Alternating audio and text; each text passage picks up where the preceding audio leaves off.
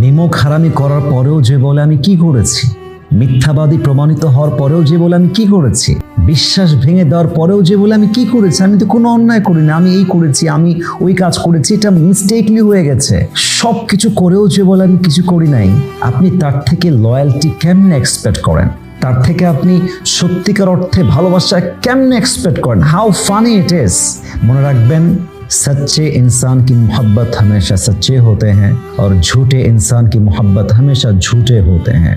जो सच्चे बोलते हैं वही सच्ची मोहब्बत कर सकते हैं, जो झूठे बोलते हैं उनकी मोहब्बत कभी भी सच्चा नहीं होता मेरे दोस्त। যে সত্যবাদী তার ভালোবাসা সত্য হয়, যে মিথ্যাবাদী তার ভালোবাসা মিথ্যা হয়। অতএব ভালো তাকেই বাসবেন যে নিমক হারাম নয়, যে বিশ্বস্ত হবে, ভালো তাকেই বাসবেন যে সত্যবাদী হবে, ভালো তাকেই বাসবেন যে অনেস্টি অ্যান্ড লয়্যালটি মেনটেন করবে।